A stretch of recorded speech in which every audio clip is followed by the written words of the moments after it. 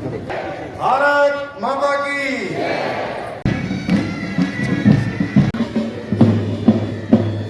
नमस्कार, मैं प्रेम पंचोली। अभी मैं सीधा परेड ग्राउंड जा रहा हूँ अपने ऑफिस से, क्योंकि झंडारोहण होना है। धाकड़ धामी उत्तराखंड के युवा मुख्यमंत्री झंडारोहण करेंगे और कुछ अपनी बात भी कहेंगे। मैं सीधे उनकी बात, पूरी बात आपको सुनवाता हूँ। प्रदेशवासियों को स्वतंत्रता दिवस की हार्दिक बधाई और शुभकामनाएं देता हूँ। और सबसे पहले आज उन सभी वीर बलिदानियों और स्वतंत्रता सेनानियों को श्रद्धांजलि अर्पित करता हूँ जिन्होंने देश की स्वतंत्रता के लिए अपना सर्वोच्च निछावर किया।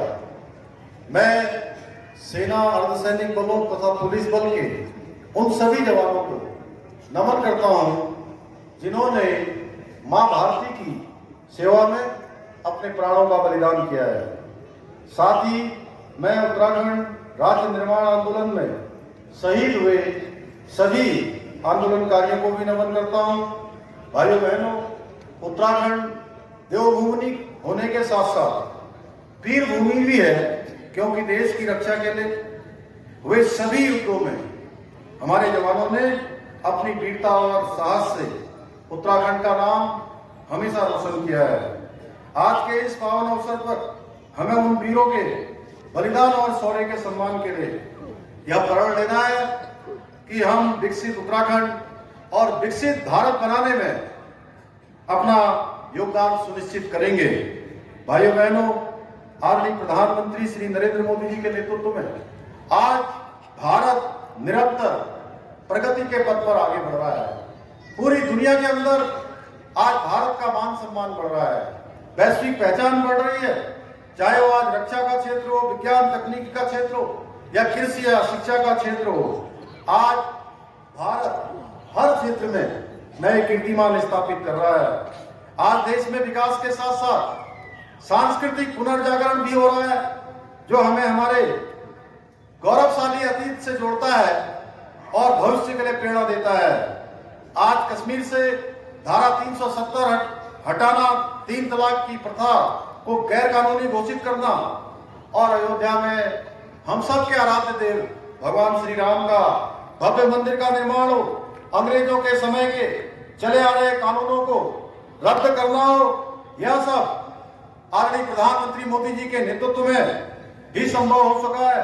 भाइयों बहनों, आदरणीय प्रधानमंत्री जी ने भारत की आजादी की 100वीं वर्षगांठ यानी 15 अगस्त 1947 तक भारत को विकसित राष्ट्र बनाने का संकल्प लिया है।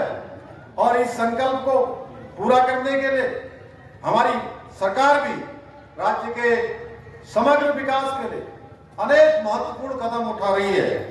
भाइयों बहनों, विभिन्न चुनौतियों के बावजूद भी इस वर्ष हमारे प्रदेश ने कई उपलब्धियां हासिल की हैं। हम सभी के लिए गर्व की बात है कि इस वर्ष नीति आयोग द्वारा जारी रिपोर्ट के अनुसार एसडीजी इंडेक्स यानी कि सतत विकास के लक्ष्यों को प्राप्त करने की रैंकिंग में हमारे प्रदेश ने पूरे देश के अंदर प्रथम स्थान प्राप्त किया है। आज हमारा राज्य ईज ऑफ डूइंग बिजनेस की श्रेणी में, अचीवर्स और स्टार्टअप रैंकिंग में लीडर की श्रेणी में आ गया है। इसके साथ ही हमारा राज्य जीएपी यानी ग्रॉस एनवायरमेंट प्रोडक्ट का इंडेक्स तैयार कर इंडेक्स ग्रोथ का आकलन करने वाला भारत का पहला राज्य बन चुका है। भाइयों बहनों, ये हमारे लिए गर्व का विषय है कि हमारा राज्य आजादी के बाद समान नागरिक संहिता बनाने वाला देश का पहला राज्य बन गया है। इसके द्वारा हमने एक देश और दुनिया को समानता और न्याय का एक प्रभावी संदेश दिया है। मुझे पूरा विश्वास है कि यूसीसी यानी कि समान नागरिक संहिता कानून समाज में महिला सशक्तिकरण की प्रक्रिया को और अधिक मजबूत करेगा। हमारी सरकार द्वारा अंत्योदय परिवारों को 3 गैस सिलेंडर देने, प्रदेश की महिलाओं के लिए 30% का क्षैतिज आरक्षण की व्यवस्था लागू करने, पुनः सरकारी नौकरियों में खेल कोटा प्रारंभ करने एवं उच्च शिक्षा प्राप्त कर रहे प्रदेश के विद्यार्थियों को छात्रवृत्ति देने जैसे अनेक अभूतपूर्व निर्णय लिए गए हैं। इसके साथ ही चाहे जबरन धर्मांतरण पर रोक के लिए कानून बनाना हो, लैंड जिहाद और लव जिहाद को रोकने के लिए खड़े कदम उठाने हो, देश का सबसे सख्त नकल विरोधी कानून बनाना हो, या दंगा मुक्त प्रदेश बनाने के लिए एक कठोर दंगा रोधी कानून बनाने का निर्णय लेना हो, हमने इन सभी महत्वपूर्ण तथा लंबे समय से ठंडे बस्ते पर डाले गए कार्यों को धरातल पर उतारने का प्रयास किया है। भाइयों बहनों, हमारा प्रदेश, हमारा उद्देश्य प्रदेश के सभी लोगों की समस्याओं का संपूर्ण समाधान करना है। इसके लिए सरलीकरण, समाधान और निस्तारण और संतुष्टि के मंत्र को ध्यान में रखकर हम निरंतर कार्य कर रहे हैं। अपनी सरकार portal, e cabinet, e office, CM helpline, सेवा का अधिकार और ट्रांसफर एक्ट की पारदर्शी व्यवस्था के चलते कार्य संस्कृति में गुणात्मक रूप से सुधार हुआ है। अब प्रदेश का कोई भी व्यक्ति 1064 यानी कि 1064 पर शिकायत कर भ्रष्टाचार को समाप्त करने में अपना योगदान दे सकता है। इसी एक्ट के माध्यम से हमने अब तक करीब 100 से अधिक भ्रष्टाचारियों को जेल की सलाखों के पीछे भेजने का काम किया है। भाइयों बहनों, हमारे शास्त्रों में कहा गया है, नारी तू नारायणी, यानी कि हमारी सरकार भी मातृशक्ति को सर्वोपरि मानी उनके उत्थान के लिए निरंतर कार्य कर रही है। मेरा मानना है कि जब एक महिला आर्थिक रूप से मजबूत होती है तो वो न केवल अपने परिवार को बल्कि अपने समाज एवं प्रदेश को भी और देश को भी मजबूत करने का कार्य करती है। इसी को देखते हुए हमारी सरकार ने स्वयं सहायता समूह की महिलाओं तथा स्वरोजगार के क्षेत्र में कार्य कर रही महिलाओं के लिए मुख्यमंत्री एकल महिला सशक्तिकरण स्वरोजगार योजना और लखपति दीदी योजना जैसी अनेक योजनाएं प्रारंभ की हैं। इन योजनाओं के माध्यम से महिलाएं आज स्वरोजगार के क्षेत्र में बहुत अच्छा काम कर रही हैं, बहुत बेहतर काम कर रही हैं। भाइयों बहनों, हमारी सरकार की प्राथमिकता है कि प्रदेश के युवाओं को अधिक से अधिक रोजगार से जोड़ा जाए। बीते 3 वर्षों में राज्य सरकार ने विभिन्न विभागों में 15,000 से भी अधिक युवाओं को नियुक्तियां दी हैं। हमने राज्य में भर्ती प्रक्रिया को पूर्ण रूप से पारदर्शी बनाया है। अब परीक्षा से लेकर नियुक्ति तक सभी प्रक्रियाएं तय समय के अंदर हो रही हैं। भाइयों बहनों, आज हम राज्य में 5वें धाम के रूप में उत्तराखंड के शहीद सैनिकों को समर्पित सैन्य धाम की स्थापना भी कर रहे हैं, जहां एक और हमारी सरकार ने वीरता पदक से सम्मानित सैनिकों को दे एक मुश्त अनुदान राशि में वृद्धि की है। वहीं शहीद सैनिकों के परिवार से एक सदस्य को सरकारी नौकरी भी सुनिश्चित की गई है। हमने शहीद सैनिकों के आश्रित परिवारों को वर्तमान में दी जाने वाली आर्थिक सहायता की धनराशि को भी 10 लाख रुपए से बढ़ाकर 50 लाख रुपए किया है। भाइयों बहनों, हमारी सरकार प्रदेश के दुर्गम क्षेत्रों के निवासियों को बेहतर स्वास्थ्य सुविधाएं प्रदान करने के लिए निरंतर प्रयासरत है। हमारी योजना प्रत्येक जिले में एक मेडिकल कॉलेज स्थापना की है। इस योजना पर तीव्र गति से काम चल रहा है। अब तक हमने आयुष्मान उत्तराखंड योजना के तहत करीब 60 लाख से अधिक लोगों के आयुष्मान कार्ड बनाए हैं, जिसके अंतर्गत अब तक करीब 10 लाख से अधिक मरीजों को निःशुल्क उपचार किया जा चुका है। भाइयों बहनों, हमारी सरकार किसानों के कल्याण के लिए भी संकल्पबद्ध है। राज्य सरकार की ओर से प्रदेश में गेहूं की खरीद पर किसानों को 20 रुपए प्रति क्विंटल का बोनस दिया जा रहा है। इसके साथ ही गन्ने के मूल्य में 20 रुपए प्रति क्विंटल की वृद्धि की गई है। किसानों के हितों को ध्यान में रखते हुए नहर के पानी को किसानों के लिए टैक्स फ्री कर दिया गया है। हमारी सरकार किसानों को 3 लाख रुपए तक का ऋण बिना ब्याज के उपलब्ध करा रही है। इसके साथ ही किसानों को फार्म मशीनरी बैंक योजना के अंतर्गत कृषि उपकरण खरीदने के लिए 80% तक सब्सिडी उपलब्ध कराई जा रही है। वहीं दूसरी तरफ जैविक खेती को बढ़ावा देने के लिए लगभग 4,500 जैविक क्लस्टरों पर भी काम शुरू किया गया है। इसके साथ ही हमने 2025 तक मिलेट उत्पादन को दोगुना करने का लक्ष्य भी निर्धारित किया है। राज्य में क्लस्टर आधारित छोटे पॉली हाउस में सब्जी एवं फूलों की खेती के लिए योजना बनाई गई है। भाइयों बहनों, हमारी सरकार बुजुर्गों की सेवा और सुरक्षा को अपनी जिम्मेदारी मानती है। हमने वृद्धावस्था पेंशन को 1,500 रुपए किया है।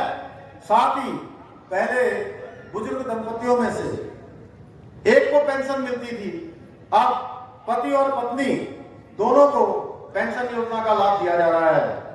इसके साथ ही हमने राज्य में कोरोना और अन्य दुर्घटनाओं में मृत माता पिता के बच्चों के पालन पोषण के लिए मुख्यमंत्री वात्सल्य योजना का भी सफल संचालन हम कर रहे हैं।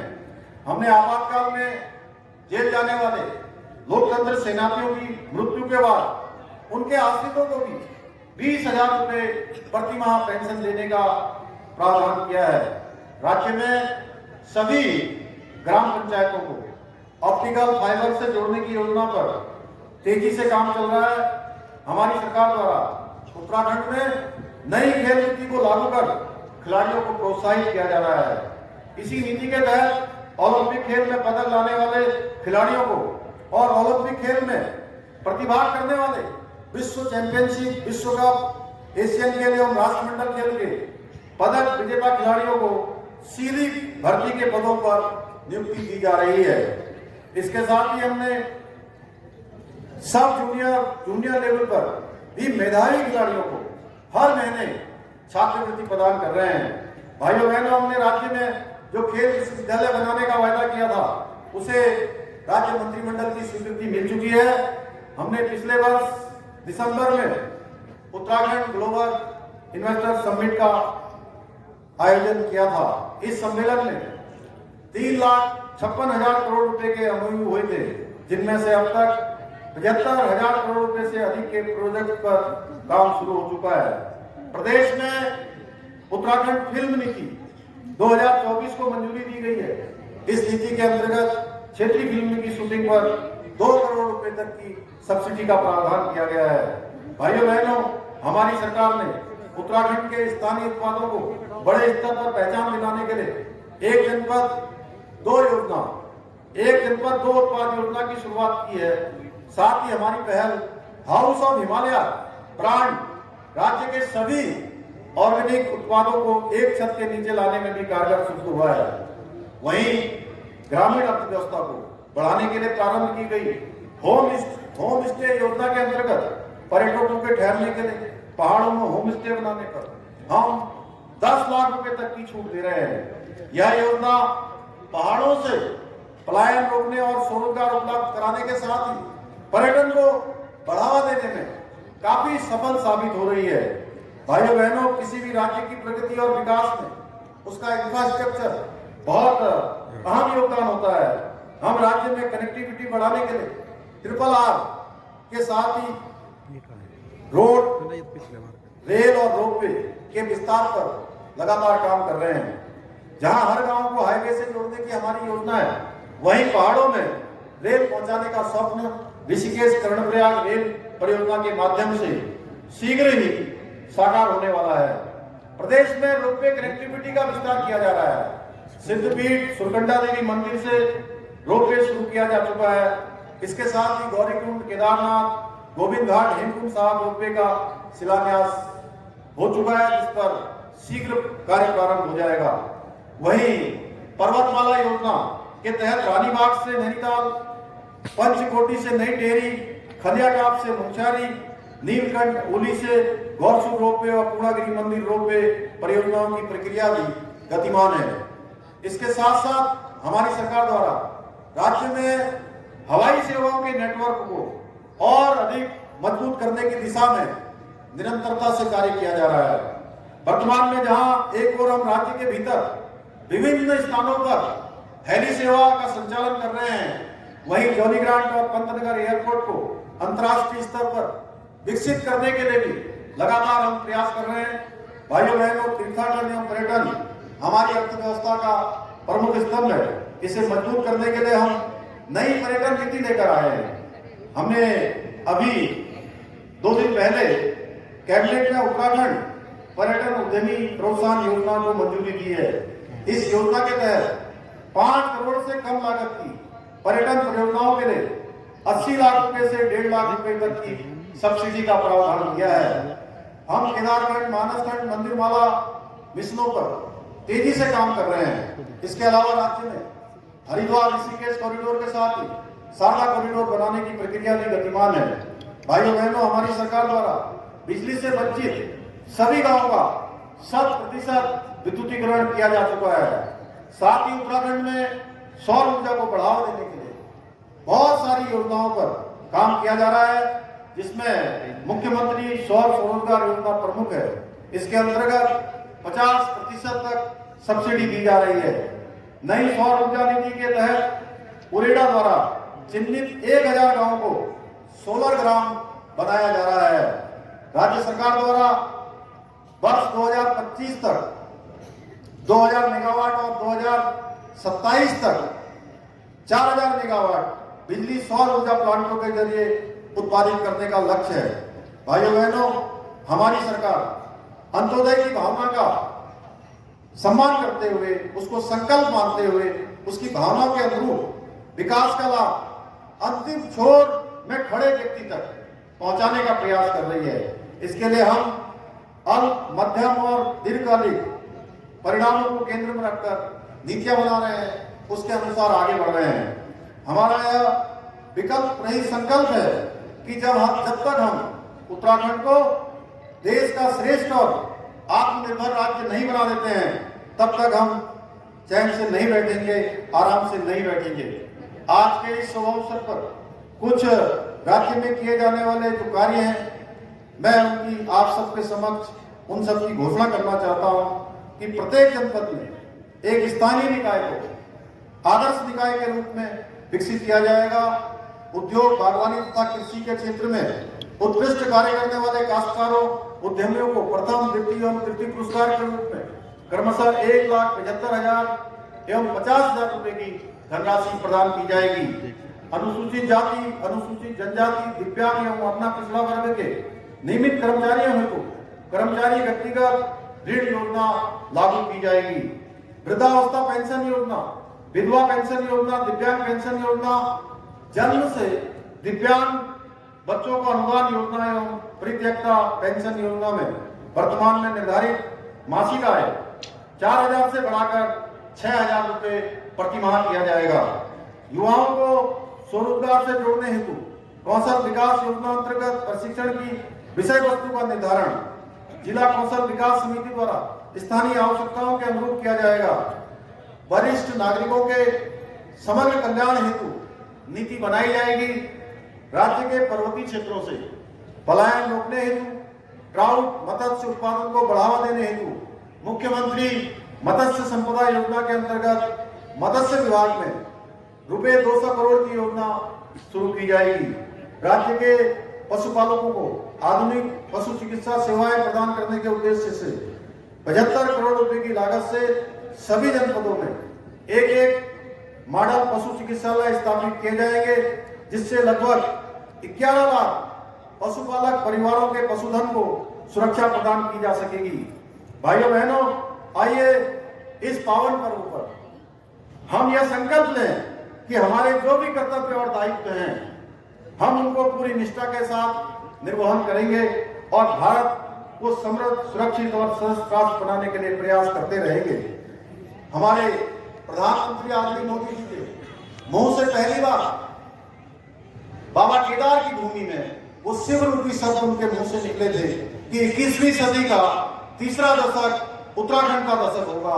हम सबको आज यह भी प्रण लेना है कि आने वाले 10 वर्षों में उत्तराखंड हिंदुस्तान का श्रेष्ठ राज्य बने, उत्तराखंड आत्मनिर्भर राज्य बने, उत्तराखंड विकसित राज्य बने, उत्तराखंड समृद्धशाली बने, उत्तराखंड के हर नौजवान को रोजगार से जुड़ने का अवसर मिले। भाइयों बहनों, अंत में मैं एक बार फिर से आप सभी को स्वतंत्रता दिवस की शुभकामनाएं देते हुए और इन पंक्तियों के साथ अपनी बात समाप्त करता हूं कि स्वतंत्रता की बलवेदी पर बलिदान हुए जो मतवाले, स्वतंत्रता की बलवेदी पर बलिदान हुए जो मत वाले, देश की खातिर अंतिम पद पर हंसकर चले जो वीर हमारे, आओ उनको याद करें हम, आओ उनको याद करें हम।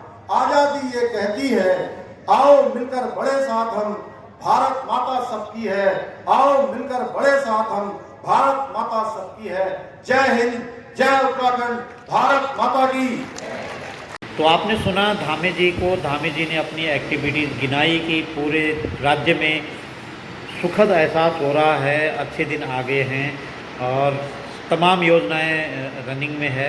नई योजनाओं का भी वो श्री गणेश करने जा रहे हैं, जो इन्होंने इस अपने वक्तव्य में बोला। तो आने वाले दिनों में राज्य का चौमुखी विकास होने वाला है, जैसा धामी जी ने बताया। ऐसी किसी वीडियो को लेकर के फिर आपसे मुखातिब रहूँगा। अनुमति दीजिए, नमस्कार।